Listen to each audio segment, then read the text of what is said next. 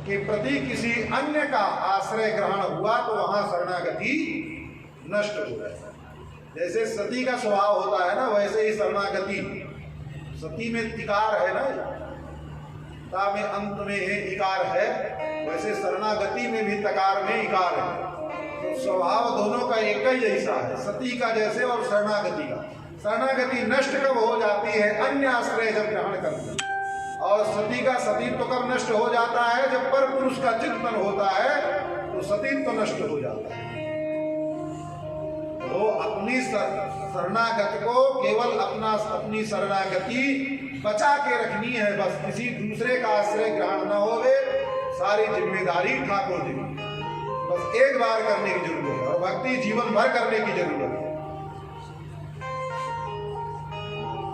यतो भक्तिर अधोक्षते आए तो क्या अप्रतिहता, बोले ऐसी भक्ति करेंगे तो क्या होगा? यया आत्मा संप्रसीदति, जिसके करने से आत्मा संप्रसीदति, सम्यक प्रकारेण प्रसन्न हो जाएगी।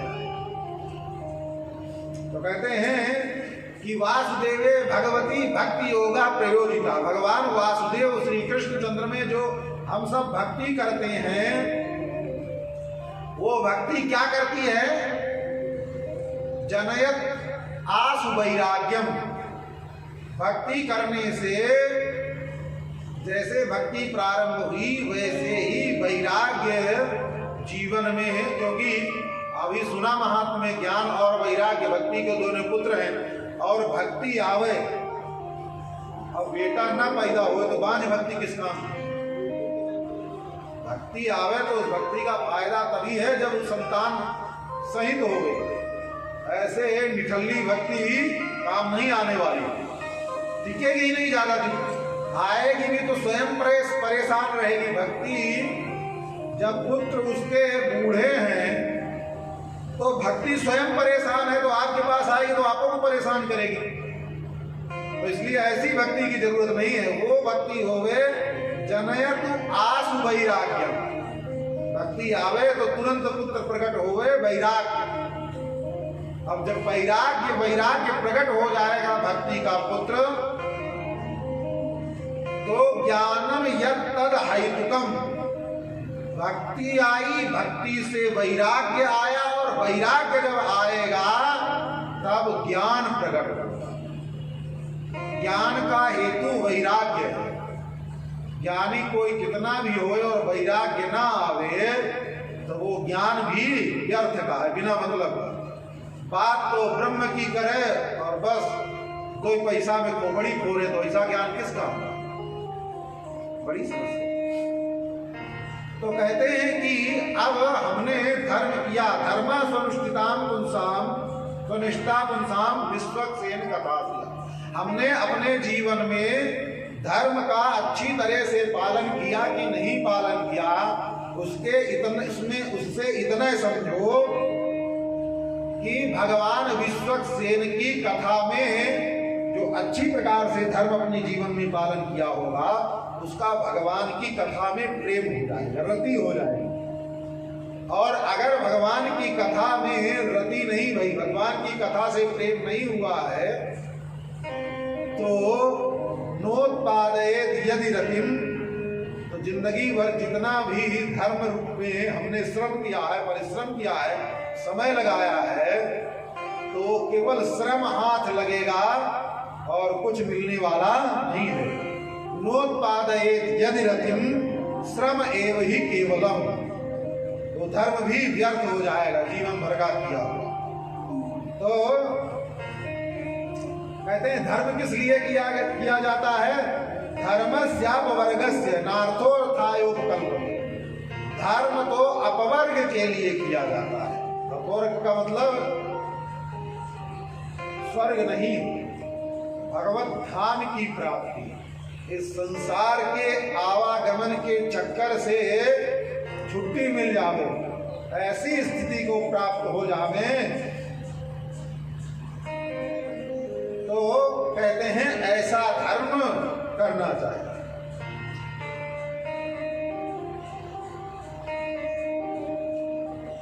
अब इस प्रकार से श्री सूत जी महाराज शौनकादिक ऋषियों के प्रश्न का उत्तर देते हैं। तो कहते हैं कि देखो, धर्म का जो धर्म क्या है, तो धर्म बता दिया, सवै पुंसाम परो धर्म। अब शास्त्र क्या है, तो शास्त्र का सार क्या है, तो भगवान की भक्ति करना ही शास्त्र का सार है। और भगवान के जो अवतार होते हैं, वो अवतार क्यों हैं, वो अवतार जो होते हैं भगवान के मार काट के लिए नहीं होती, अपने भक्तों की रक्षा के लिए भगवान का अवतार ग्रहण करते हैं, भगवान अवतार ग्रहण करते हैं। इस प्रकार वर्णन करके सुनाते हैं। और भगवान के अवतार कितने हैं, तो भगवान के अवतार भी बहुत हैं। मुख्य अवतार भगवान के 24 हैं। प्रथम अवतार भगवान का सनत कुमार के रूप में है, दूसरा अवतार बाराह नारायण के रूप में भगवान का है, तीसरा अवतार देवर्षि नारद के रूप में, चौथा अवतार नर नारायण के रूप में जो बद्रिकाश्रम में विराजमान है, पांचवा अवतार भगवान का कपिल मुनि के रूप में, छठा अवतार दत्तात्रेय भगवान है, और सातवां अवतार भगवान का यज्ञ के रूप में प्रकट हुए भगवान मनु और शत्रुपा की जो पुत्री हैं, और जो रुचि प्रजापति आकृति और रुचि के गर्भ से जो यज्ञ नारायण भगवान भये, वही सातवें अवतार है। आठवां अवतार ऋषभ देव भगवान का, नौवां अवतार भगवान का पृथु नारायण, 10वां अवतार भगवान मत्स्य नारायण, 11वां अवतार भगवान का कच्छपा अवतार कच्छप के रूप में, 12वां धन्वंतरी, 13वां अवतार भगवान का मुनि के रूप में भगवान अवतार लेते हैं। 14 अवतार भगवान का नृसिंह के रूप में हुआ है। 15वां अवतार भगवान वामन के रूप में प्रकट होते हैं। 16वां अवतार भगवान का परशुराम के रूप में, 17वां भगवान का व्यास जी के रूप में, और 18वां श्री राम, और 19वां भगवान का अवतार बलराम के रूप में, 20वां कृष्ण भगवान, 21 बुद्ध, और 22 कल्की नारायण।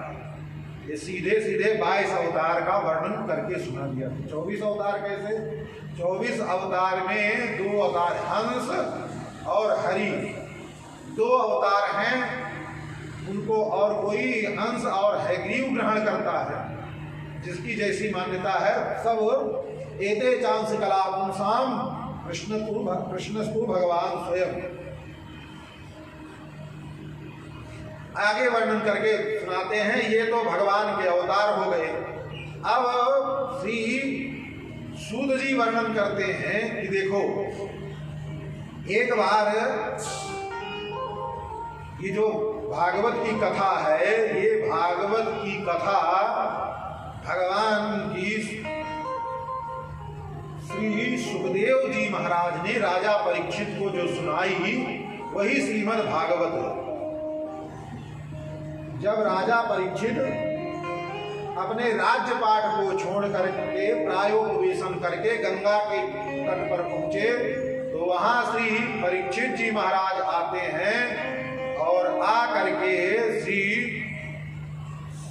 परीक्षित जी के समीप श्री सुखदेव जी महाराज आते हैं, और आ करके राजा परीक्षित को कथा सुनाते हैं। अब शौनक आदि ऋषि प्रश्न करते हैं, महाराज श्री सुखदेव जी महाराज तो किसी गृहस्थ के यहाँ जाते ही नहीं हैं, और अगर कभी भिक्षाटन के लिए गए तो इतनी देर तक ही रुकते हैं जितनी देर में गाय दूह लिया जाए। सा गोदोहन मात्रम ही गृहेषु गृहत में दिना, उतनी देर में कुछ भिक्षा मिल गई तो ठीक है, नहीं तो चलते बने। वो राजा परीक्षित को 7 दिन तक लगातार बैठ करके कैसे सुनाए कथा, और उसमें भी राजा परीक्षित भी घर छोड़ करके, वो तो सम्राट थे, ससम्राट का सेवा हेतु हो पांडु नाम मानवर्धना प्राय भविष्ठो गंगायाम अनादृत्याधिराष्ट्रियम। तो श्री सुखदेव जी महाराज और परीक्षित जी का जो संवाद है उसका वर्णन करके श्री सूत जी महाराज कहते हैं, द्वापरे समनुम प्राप्ते तृतीये युग पर्यये जाता पराशराज योगी वासभ्याम कलया हरे। द्वापर का युग है, उसी समय पराशर ऋषि, पराशर कौन है? वशिष्ठ जी। वशिष्ठ जी के पुत्र शक्ति और शक्ति के पुत्र पराशर। पराशर महर्षि एक बार चले जा रहे थे यमुना के तट पर, तो उनको एक कन्या दिखाई दी। भगवान का आदेश प्रकट हुआ कि हमारे प्रागट्य होने का समय आ गया है और ये मुहूर्त है और इसी समय हमको प्रकट होना है और तुम्ही से हमको प्रकट होना, तुम्हारे पुत्र के रूप में। अब पराशर ही सोचे हम क्या करें, इस समय तो हम यात्रा में हैं, मुहूर्त आ गया है।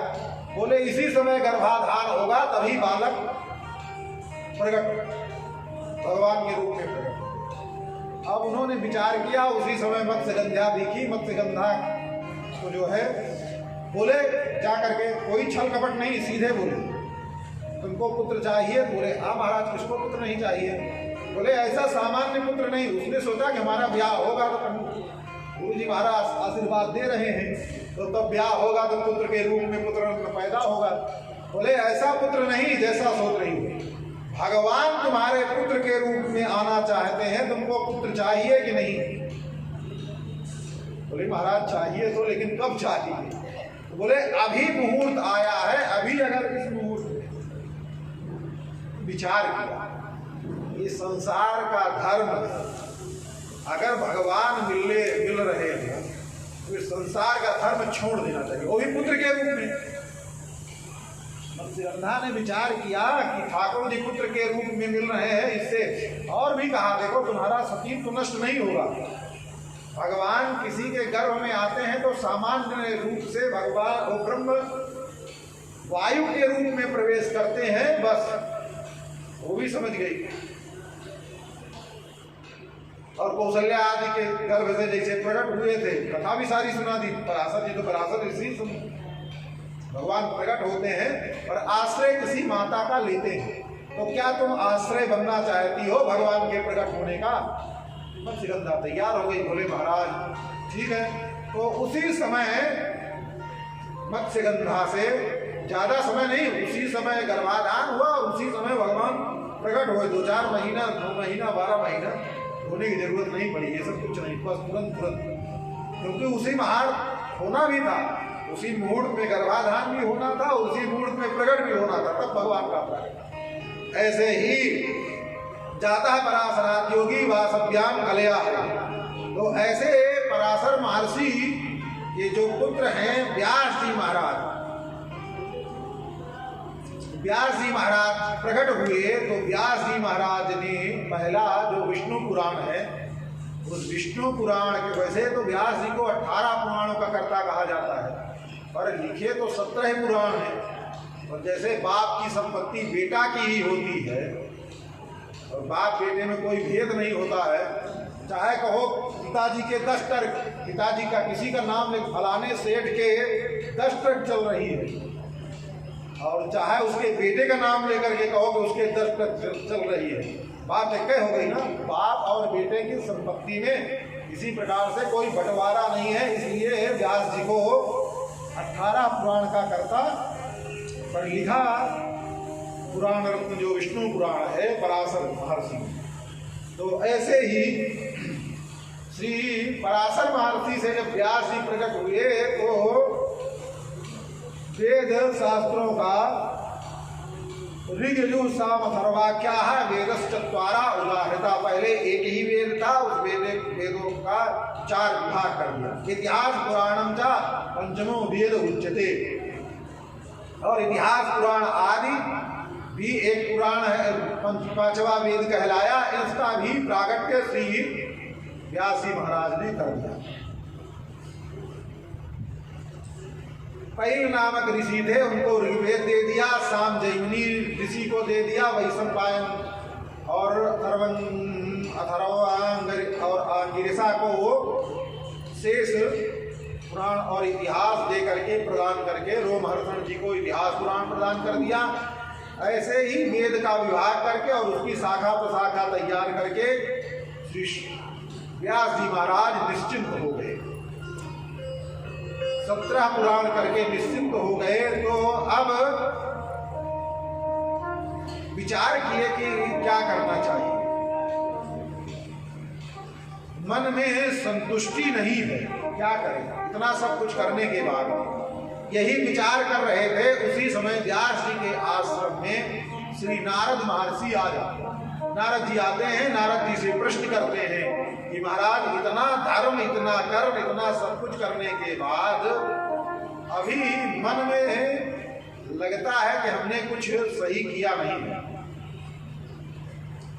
तो आप कृपा करके बताओ कि हमारे धर्म में कहाँ त्रुटि रह गई।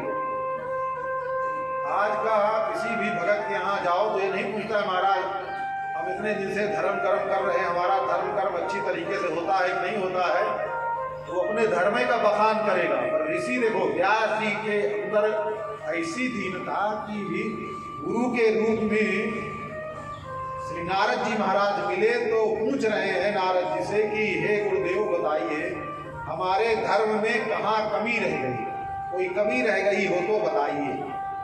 तो श्री नारद जी महाराज ने भी कहा कि यथा धर्मादयश्चार्था मुनिवर्याम कीर्तिता न तथा वासुदेव से महिमायाम वर्णिता।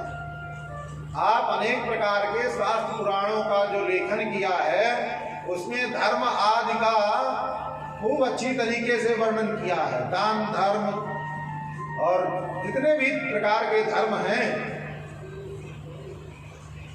सब प्रकार के धर्मों का आपने वर्णन करके किया, पर भगवान वासुदेव की महिमा का जिस प्रकार से वर्णन करना चाहिए वैसा वर्णन आपने नहीं किया। तो होता ये है कि आप कितनों शास्त्र पुराण लिख दो और उसको पढ़ने वाले ना मिले तो क्या फायदा, और पढ़ने वाले भी उतने योग्य लोग भी उस ग्रंथ को ना पढ़े तो ग्रंथ भी बेकार हो जाएगा। तो कहते हैं कि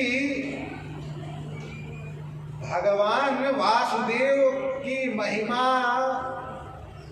का वर्णन जिस ग्रंथ में किया जाए ऐसे ग्रंथ का अनुशीलन परमहंस महर्षि गण करते हैं और तब उस ग्रंथ का भाव बढ़ जाता है। ना यद वचश्चित्र पदम हरेर यशो जगत पवित्रम प्रगणित करे तद्वायसं तीर्थम मानसा नयत्र हंसा निर्मंत्र शिक्षया। और कितनों लक्ष्यदार भाषा के द्वारा शास्त्र का निर्माण किया गया हो, भगवान की महिमा का वर्णन नहीं किया गया है तो भगवान के भक्त उस ग्रंथ का आश्रय नहीं लेते। और टेढ़ी मेढ़ी भाषा के द्वारा भी अगर भगवान की महिमा का वर्णन किया गया है तो श्रृण्वन्ति गायन्ति गृह्णन्ति साधवा, ऐसे ग्रंथ का श्रवण और गान साधु महर्षि लोग संत लोग करते हैं। और जिस ग्रंथ को महापुरुष लोग अनुमोदित कर देवे, इसीलिए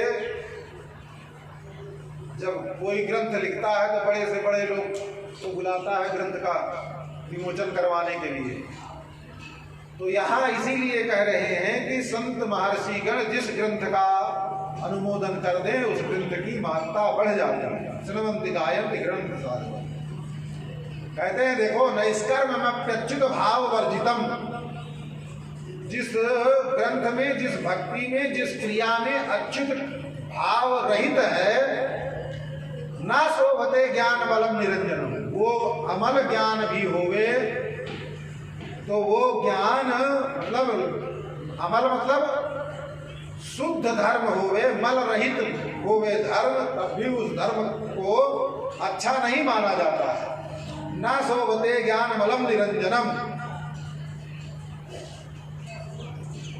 कुतः पुनः सस्वद भद्रमीश्वते नाचार्पितम कर्म यदप्य कारण। इसलिए भगवान अच्युत की भक्ति से परिपूरित जो ज्ञान होए उसी वही ज्ञान श्रेयस्कर है। तो महाराज और जो भी धर्म है उन धर्मों को क्या छोड़ देना चाहिए? बोले छोड़ भी देवे तो कोई बहुत ज्यादा फर्क नहीं पड़ेगा। भगवान में तल्लीन हो जाओ तो बाकी सब धर्म तो छूट अपने आप ही जाते हैं, छोड़ने की जरूरत नहीं है। मान लीजिए किसी ने जानबूझ करके भी छोड़ दिया तो तब भी नारद जी महाराज कहते हैं, क्योंकि व्यास जी है ना, व्यास जी तो सारे शास्त्र पुराण इतिहास स्मृति ग्रंथों में सब धर्म का वर्णन करके सुनाया। तो धर्म का सारा ज्ञान तो व्यास जी को है। व्यास जी पूछ रहे हैं कि धर्म को छोड़ दिया गया तो त्यक्त्वा स्वधर्मम चरणाम मुजम हरे भजन अपक्वोध पते ततो यदि। नारद जी कहते हैं अगर किसी ने अपना स्वधर्म तो मतलब बाप की सेवा, परिवार की सेवा, पत्नी की सेवा, बच्चों की सेवा, रिश्तेदार की सेवा, ये करना वो करना, दुनिया भर की इन सब लौकिक व्यवहार लौकिक धर्म को अगर किसी ने स्वधर्म को छोड़ दिया, जाति आदि की मर्यादा भी, वर्णाश्रम की मर्यादा भी वैसे नहीं छोड़ना चाहिए, लेकिन किसी का छूट गया भगवान की भक्ति में, भगवान के प्रेम में, तो बहुत ज्यादा उससे नुकसान नहीं है। त्यक्त्वा स्वधर्मम चरणाम भुजम हरे भजन, पर ये नहीं कि मनमानी आचरण करने के लिए स्वधर्म का त्याग कर दिया था तो पतन हो ही जाएगा, तो फिर नरक जाना पड़ेगा। भगवान के चरणों की सेवा में लग करके अगर स्वधर्म छूट रहा है तो उससे कोई बहुत बड़ा हानि या नुकसान होने वाला नहीं है। भजन अपक्वोध, मान लीजिए कोई भजन शुरू ही किया और उस भगवान के भजन में उसकी भक्ति परिपक्व नहीं भई और बीच में ही उसका पतन हो गया तो भजन अपक्वोध पते ततो यदि, मान लीजिए उसका पतन हो गया तो क्या होगा? यत्र भद्रम भूद मुस्किम, मान लीजिए कोई अपने स्वधर्म का अच्छी तरीके से जीवन पर्यंत पालन करे तो क्या प्राप्त कर लेगा, उससे क्या मिलेगा? यत्र भद्रम भूद मुस्किम गोवार्थ आपको भजताम स्वधर्मतः, तो वो क्या प्राप्त कर लेगा? उसको स्वधर्म के पालन करने से जीवन भर अच्छी तरीके से उसको बहुत ज्यादा प्राप्त होने वाला नहीं है। क्यों? क्योंकि भगवान की चरणों की भक्ति करता हुआ व्यक्ति अगर पतित भी हो गया तो भगवान की भक्ति जहां से कर रहा है दूसरा जन्म मिलेगा तो उसकी भक्ति उतनी बरकरार रहेगी, उतना ही रहेगी, फिर उसको आगे बढ़ना है। जैसे जड़ भरत जी महाराज अपने पूर्व जन्म में राजा थे, भगवान की भक्ति किए, पर हिरण के संग के कारण दूसरे जन्म में हिरण भये, तो उस हिरण के जन्म में भी उनको पूर्व जन्म की स्मृति बनी रही। और जब दूसरा ब्राह्मण के घर में जन्म हुआ तब तीसरे उसके पहले वाले जन्म का, हिरण का भी जन्म और राजा का भी ज्ञान कि हम राजा थे और भक्ति किए, और अब जो ब्राह्मण के रूप में जन्म लिए तो जहां भक्ति छोड़ करके आए थे वहीं से आगे बढ़ना शुरू हुआ। पर स्वधर्म के पालन में तो जितनी बार जन्म लो फिर जीरो से शुरुआत करो, फिर शुरू से शुरुआत करो, और पता नहीं बीच में कहीं छूट गया शरीर तो फिर शून्य पर पहुंच जाओगे। तो इससे अच्छा है कि भगवान की भक्ति करो, बीच में अगर त्रुटि भी हो गई तो जहां पहुंचे हैं वहीं से शुरुआत करो। ऐसा श्री नारद जी महाराज वर्णन करके सुनाते हैं। अब नारद जी कहते हैं देखो दूसरे के अनुभव की बात नहीं बता रहे हैं, ये हम अपने जीवन के अनुभव की बात बता रहे हैं। देखो मैं दासी पुत्र था तो हमारी माँ ऋषियों के आश्रम में सेवा करती थी। देखो सेवा भी अनेक प्रकार के, जूठा बर्तन भी अगर मांजना है तो मंदिर में जाओ, संत महात्माओं के जूठे बर्तन धो तो कल्याण भी हो जाएगा। और आज का आदमी होटल का जूठा बर्तन धोने में गर्व अनुभव कर लेगा और मंदिर के बर्तन धोने में उसको जो है लज्जा महसूस होती है, तो क्या किया जाए? ऐसे दुर्भाग्य है जीव का। हुआ यही कि हमारी माता जी ऋषियों के आश्रम में सेवा करती थी और मैं भी छोटा था तो माँ के साथ मैं भी चला जाया करता था। कथाएं आप सब सुने ही हैं, बहुत ज़्यादा विस्तार की आवश्यकता नहीं है। तो उस समय महाराज चौमासा का समय था, आषाढ़ का महीना आ जावे तो चौमासा शुरू हो जाता है। बारिश के दिन में कोई अपना घर छोड़ करके नहीं जाता था। तो ऋषियों के आश्रम में कुछ संत जन आ गए, तो उनकी सेवा करने के लिए हमारी माँ को और हमको नियुक्त कर दिया गया। जब नियुक्त कर दिया गया तो माँ के साथ में मैं भी सेवा करता। अब जिस महात्मा को जो वस्तु पदार्थ की आवश्यकता होती वो ले आकर के देते। ऐसा करते करते महात्माओं के प्रति संग, देखो जो जैसा संग करेगा वैसा हो जाएगा। चोर का संग करो तो थोड़े थोड़े दिन बाद मन में चोरी करने की इच्छा पैदा हो जाएगी।